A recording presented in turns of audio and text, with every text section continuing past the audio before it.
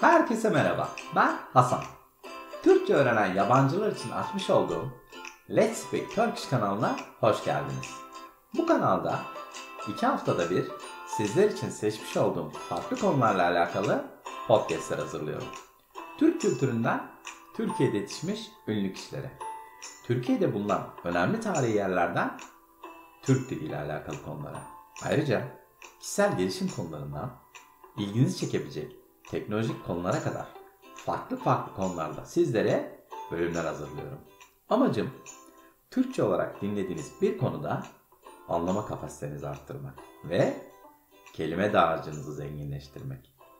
Kanalıma hala abone olmadıysanız ücretsiz bir şekilde abone olabileceğinizi hatırlatmak isterim. Geçen gün YouTube'da gezinirken Türkler ile alakalı bir video izledim. Biz Türklere ait olan ve eminim birçok toplumda bulunmayan bazı özelliklerimizden bahsediyordu. İzlerken çok eğlendim ve siz Türkçe öğrenen dinleyicilerim için de ilginç olabileceğini düşündüm. Bu nedenle sizlere bugün biz Türklere ait bazı özellikleri ve elimden geldiğince anlamlarını da açıklamaya çalışacağım. Şimdiden belirtmekte fayda var diye düşünüyorum. Biraz sonra belirteceğim ifadeler Türk toplumunun tamamını yansıtmamakla birlikte biz Türklerin bazı konulardaki üstün mizahi anlayışını da ifade ediyor. Hadi çok fazla vakit kaybetmeden eğlenceli bir bölüme başlayalım isterseniz.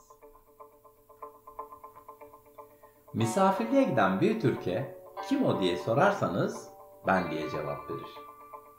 Türk toplumunda insanlar genelde samimi ve yakın ilişkilere sahiptir.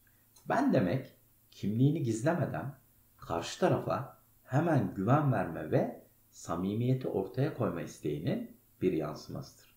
Öyle ki ben diyen kişinin kim olduğunu anlamak için daha fazla açıklamaya gerek duyulmaz.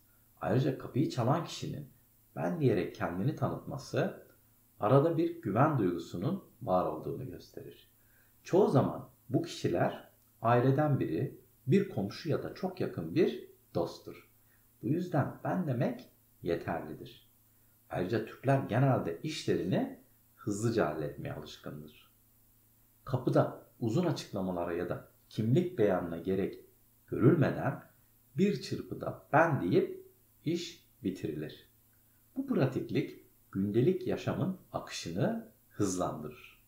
Gelelim ikinci tespite. Bir Türk'e yok dediğinizde hiç mi yok diye sorar.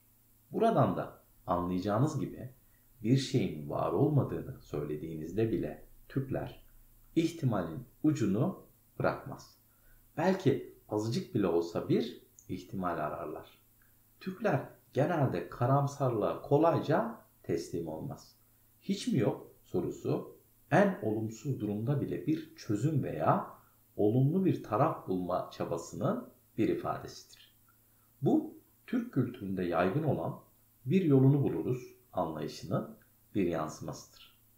Türkler detaycıdır ve bir şeyin tamamen imkansız olduğunu kolay kolay kabul etmezler. Hiç mi yok sorusu belki biraz vardır ya da azıcık da olsa bulabiliriz düşüncesinin bir göstergesidir. Bu soru olaylara iyimser bir şekilde yaklaşmanın, hatta yok olan bir şeyi bile var etmeye çalışma isteğinin ifadesidir. Şimdi ise sırada Türkçe'de günlük konuşmalardaki mecaz ve benzetme alışkanlıklarını esprili bir şekilde ifade eden bir söz var. Türkler aynayı silip cam gibi oldu der ama camı silince ayna gibi oldu derler. Bu söz temizliğin aşırı abartılı bir övgüsü olarak da düşünülebilir. Türkler televizyon açıkken uyuyup televizyon kapanınca uyanan ve niye kapadın izliyorum diyen bir millettir. Burada televizyonun açık olması bir çeşit arka plan gürültüsü ve huzur kaynağıdır. Bu kişinin kendi evinde rahat ve güvende hissettiğini gösterir. Televizyon kapanınca sessizlik rahatsız edici olabilir.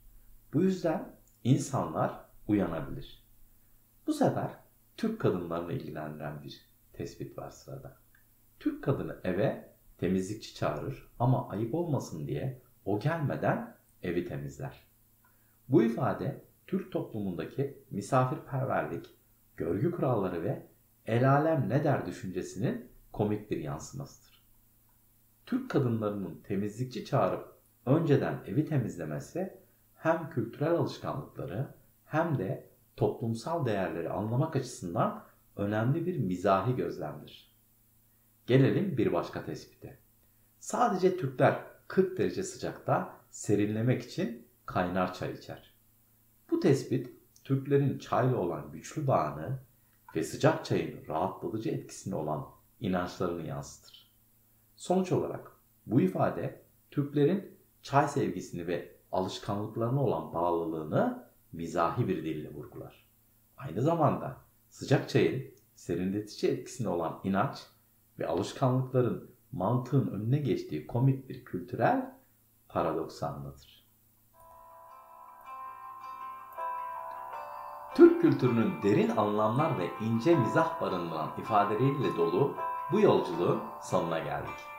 Her bir söz bazen bir gülümseme, bazen bir iç çekiş, bazen de yaşamın içindeki o derin felsefeyi hissettiren küçük ama güçlü birer hikaye taşıyor.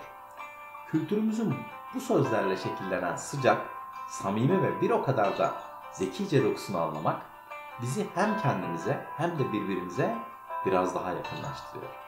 Bugün sizlerle Türk insanının mizahi bakış açısını, pratik zekasını ve günlük hayatta kattığı o eşsiz yorumları konuştuk. İşte şimdi bu bölüm hakkındaki görüşleriniz için sizleri yorumlar kısmında bekliyorum. Ayrıca eğer kanalıma abone olursanız toplam 90 civarı birbirinden farklı konuda yapmış olduğum podcastleri dinleyebilirsiniz. Ayrıca bölümün sonunda transkripte ve önemli kelimelerin açıklamasına da ulaşabilirsiniz. Podcastlerin hemen hemen hepsinde Türkçe altyazı bulunduğunu da hatırlatmak isterim. Ayrıca Türkçe hariç toplam 12 dilde altyazıya ulaşabilirsiniz. Eğer kanalıma abone olma konusunda henüz karar veremediniz ve bir şekilde bana destek olmak istiyorsanız bu durumda bu bölümü beğendiyseniz bir like veya bir yorum bırakabilirsiniz. Sizin için en fazla yarım dakika sürecek olan bu süreç kanalımın daha fazla Türkçe öğrenen kişiye ulaşmasına yardım edecektir. Ayrıca yüzümde ufak bir tebessüme de neden olacağını hatırlatmak isterim. Bu arada ufak bir hatırlatma. Bu bölüm bu sene yayınlamayı planladığım son podcast. Yeni bölümlerle 2025 senesinde görüşmek üzere. Şimdiden hepinize iyi seneler diliyorum. Kendinize çok iyi bakın ve sağlıkla kalın.